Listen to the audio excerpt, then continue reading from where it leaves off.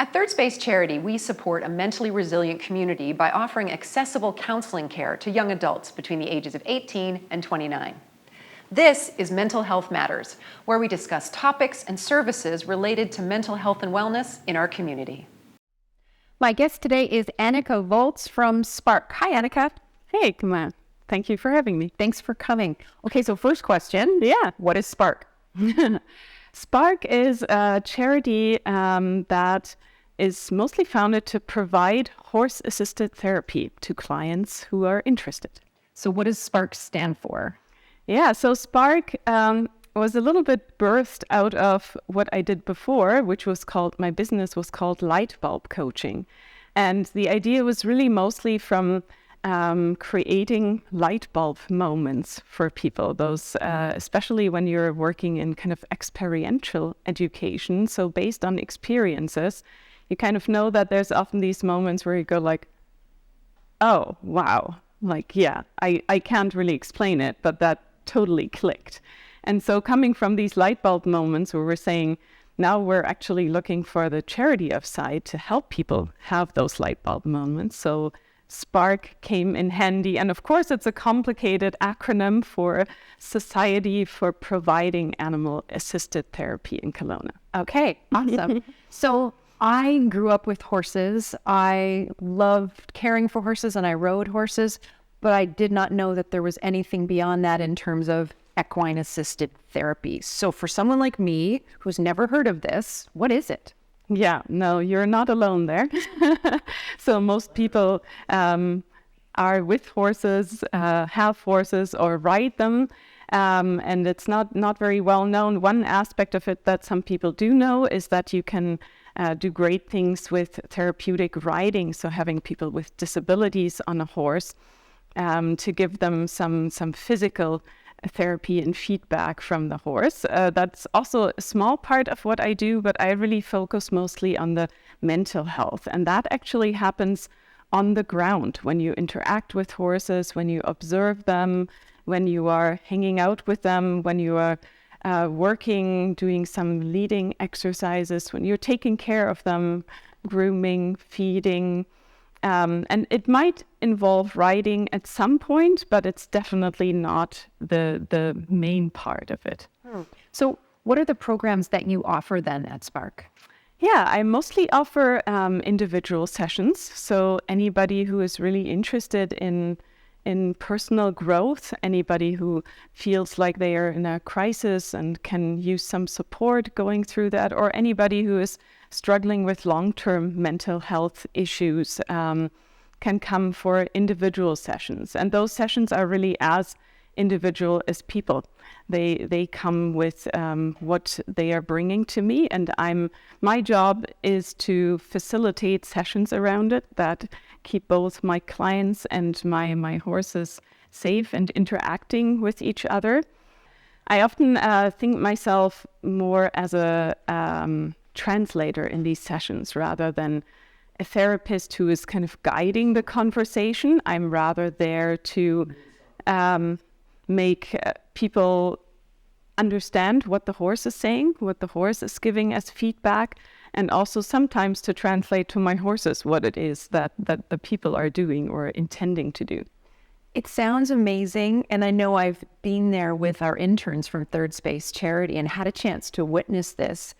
It's an incredibly powerful process, and yet I would find it difficult to describe. So if I'm a potential client wanting to come work with you, what can I expect when I show up at the farm?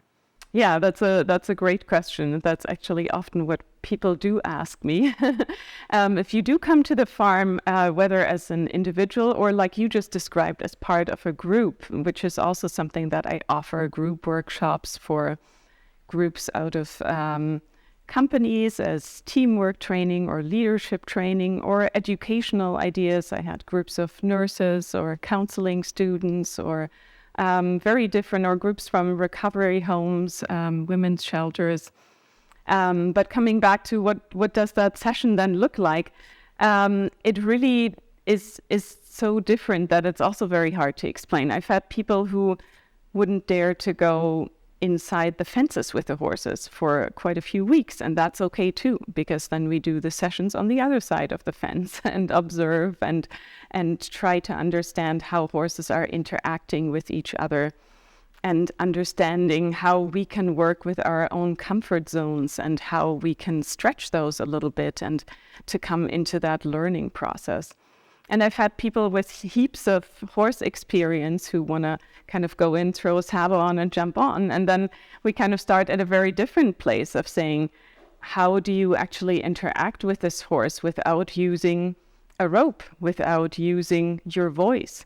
How does the horse perceive you when you come in with all these intentions? And how can you put all of these aside for a moment, all your assumptions about what you think you know about horses, and come to that place of really original mindfulness together with the horse, and understand what the horse is communicating to you before you actually start your own agenda.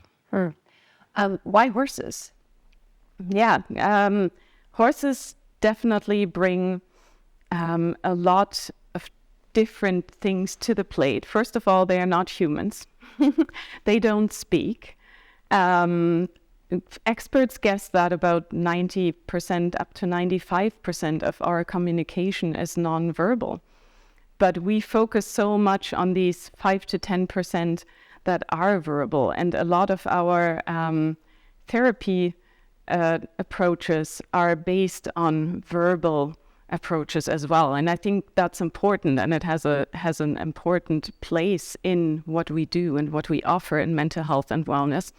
But I believe that the nonverbal part is really underdeveloped, and that is one of the parts where horses come in. The other part why horses, we all know that animals are just completely judgment-free, right? They take you as you are.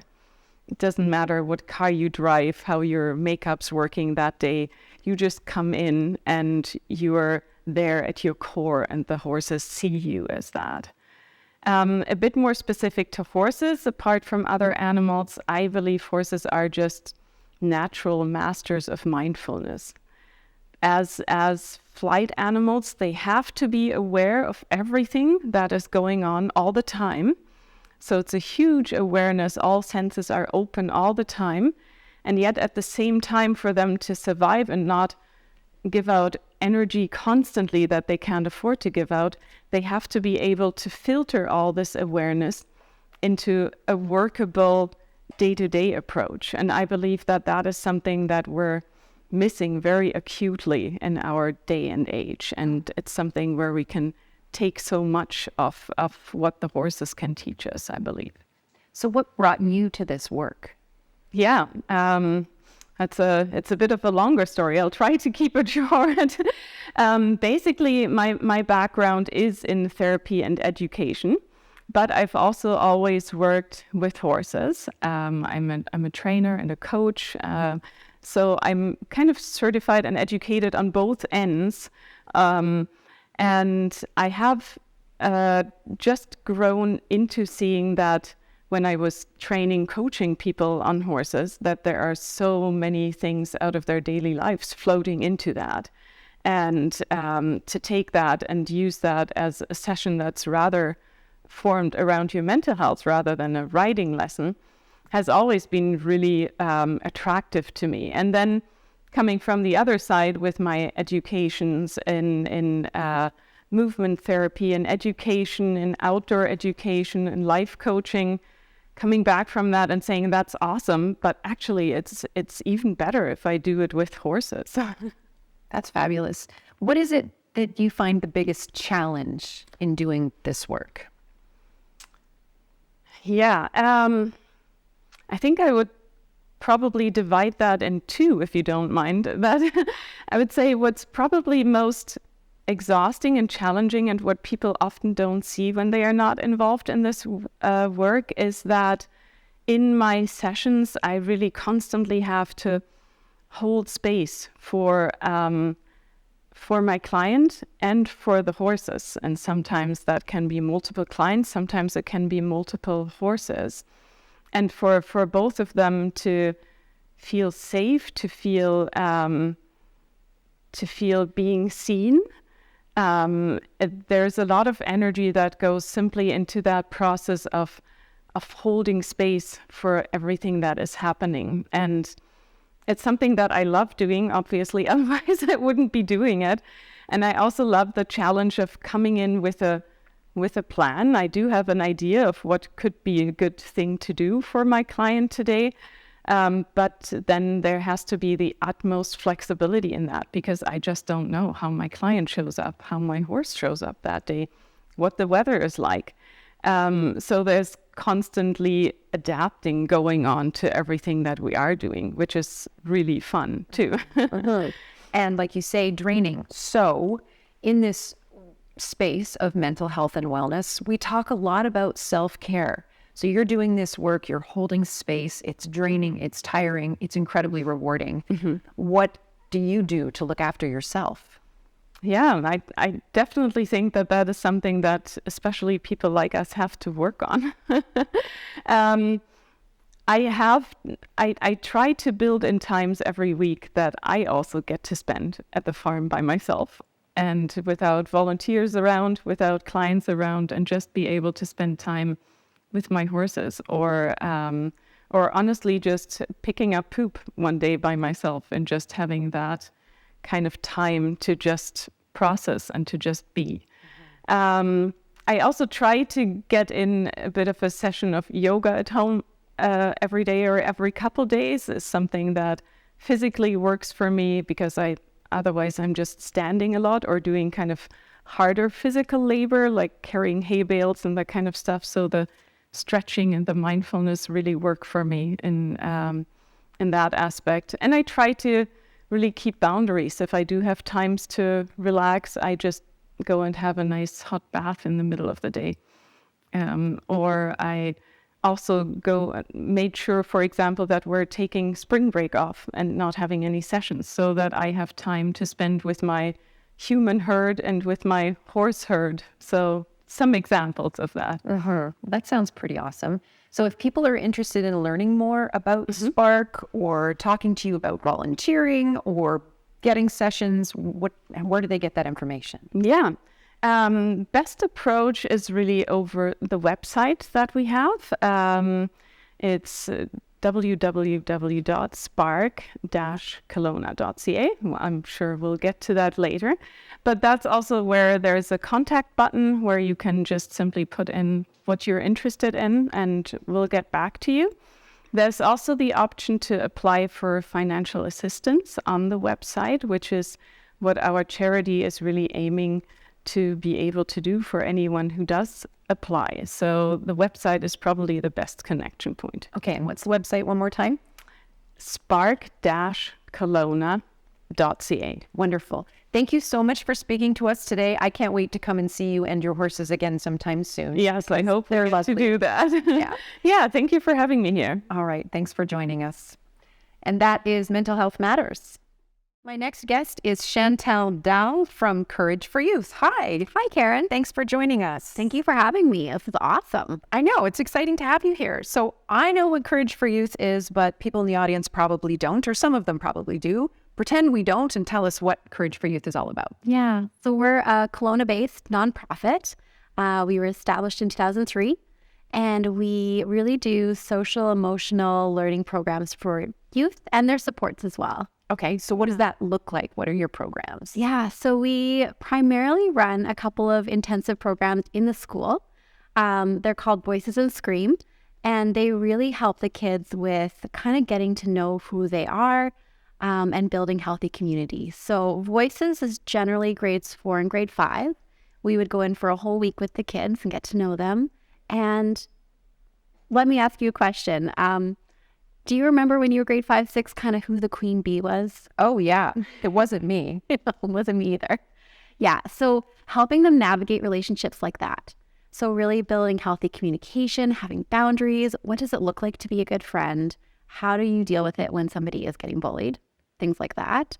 And then SCREAM is an acronym. So that one's grade 5 to 7, a little bit older. We start with their strengths. So we let them do a Strength Finder quiz and learn how their strengths can play into team participation, how to work with people that are different than you. We work from there into character, and then we do a lot of media stuff. So looking at stereotypes, media messaging, how to find information online that you know is actually true, and then a whole lot of stuff around online safety in terms of social media. So what does the SCREAM stand for then? Strengths? Okay, so it's strengths, character, and values. We had to get creative. So R&E is review and educationally manage media and technology. Okay. A is authentic alliance, or anti-bullying. And then M is my life is my influence. So at the very end, they're trying to take everything they've learned and think about how can I impact with this. So how does this get into a school? Like, is it just random? I'm at school and I'm lucky because your program shows up there one day? Yeah, so usually somebody connected to the school will reach out to us.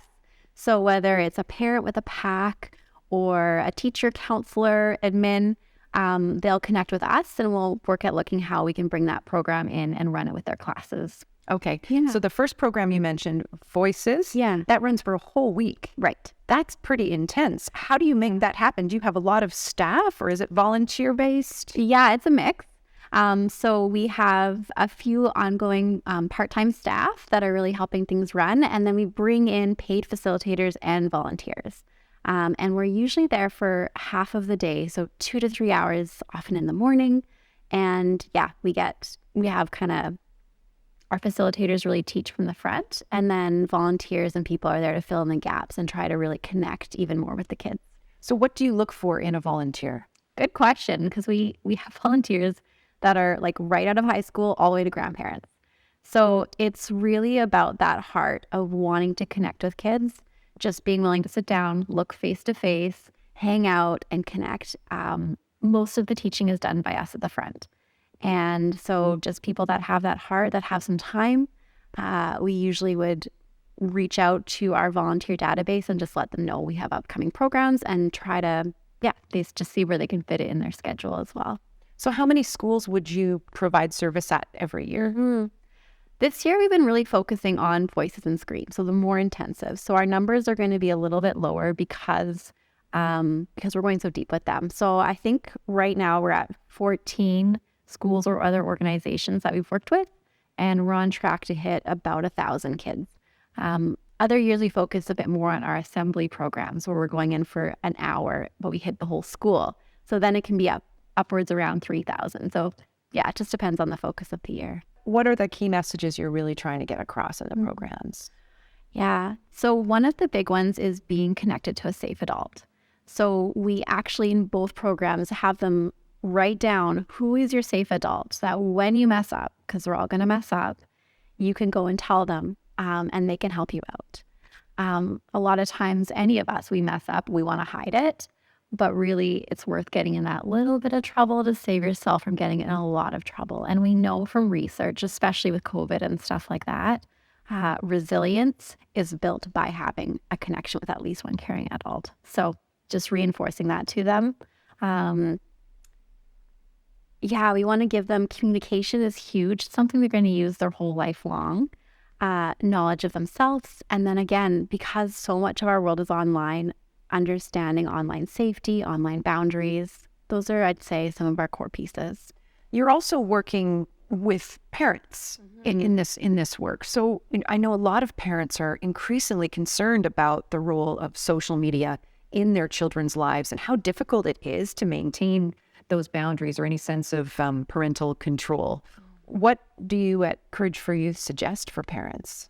Yeah, it's good for parents to be aware and to try to stay on top of what is going on out there. Really, again, research-based best outcomes are to delay as long as possible having a smart device, having lots of access to things like that. And then when they are on, monitoring. So we tell the kids, like, it would be more dangerous for me to give you these car keys as an 11-year-old. It would be less dangerous for to say that than here's a device and access to everybody on the World Wide Web. So monitoring conversations, open conversations, just really being involved in that. Yeah. What do you think are the biggest challenges facing children in the demographic you serve right now? I feel like it's different than many moons ago when I was a young child. Even for me, right? Smartphones weren't around.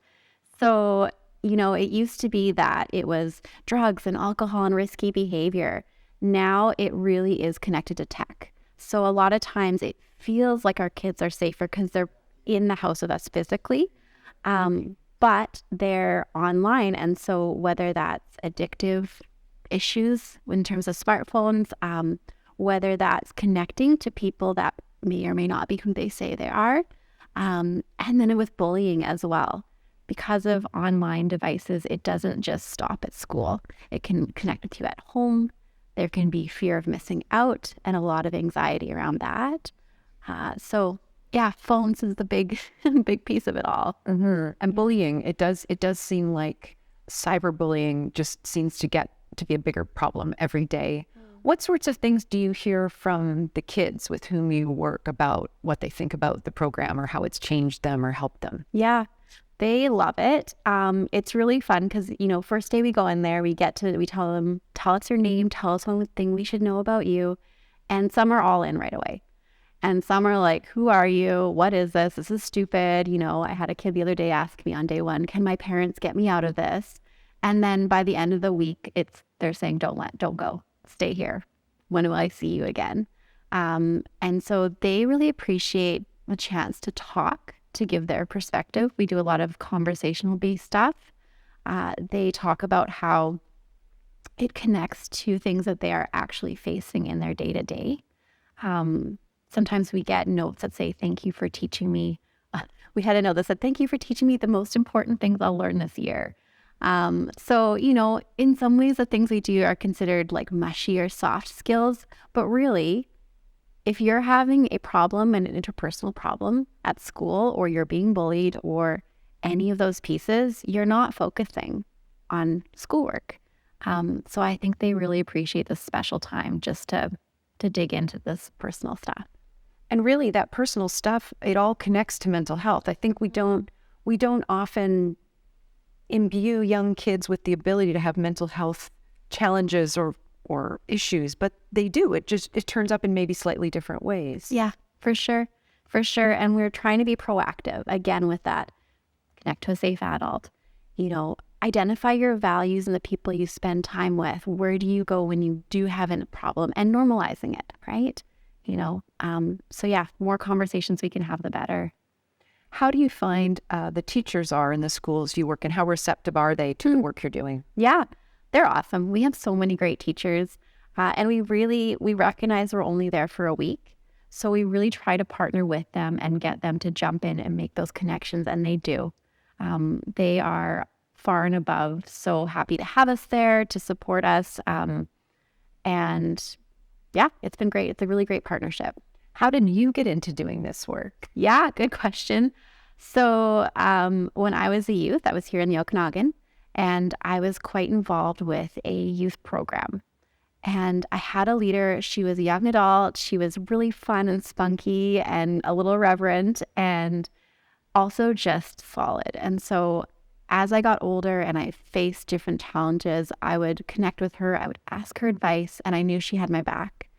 And when I got, leaving out of high school, I just thought, man, this is something I want to do.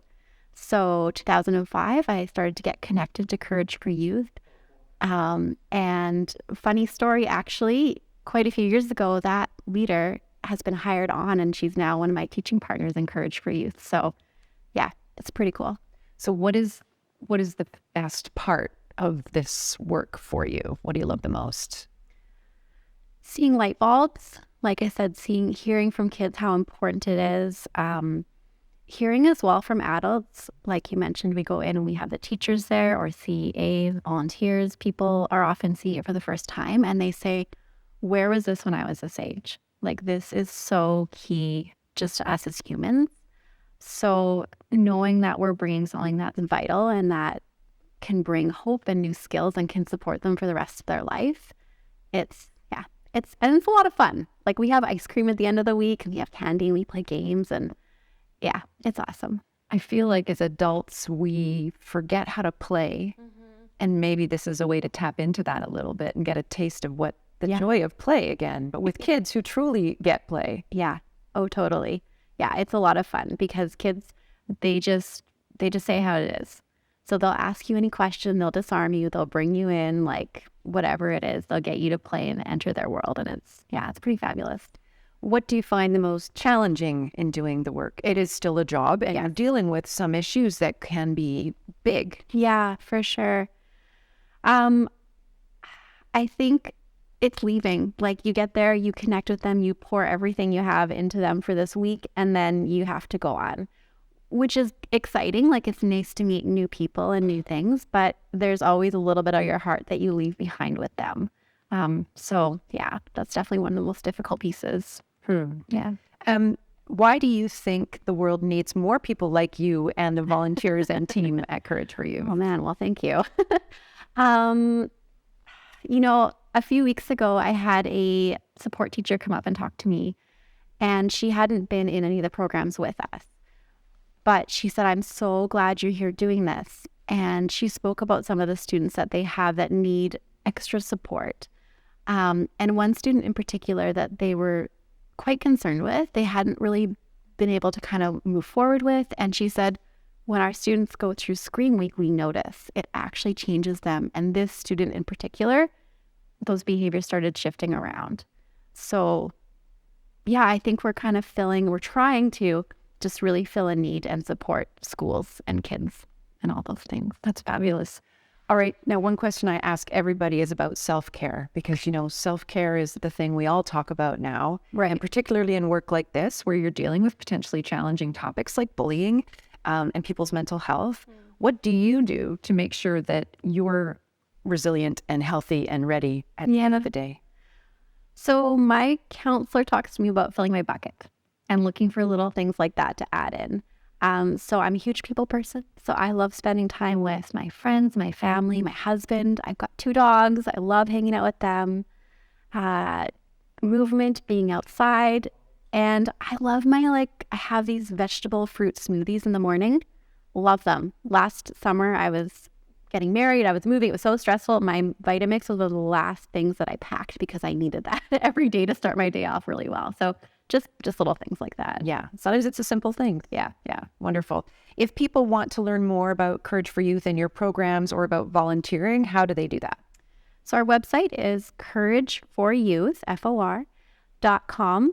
And you can look us up on Facebook, Instagram, and find us there as well under Courage for Youth. Awesome. Well, thank you for joining us today, and thanks for doing good work for our families in the community. Thank you, Karen. Okay. And that is Mental Health Matters.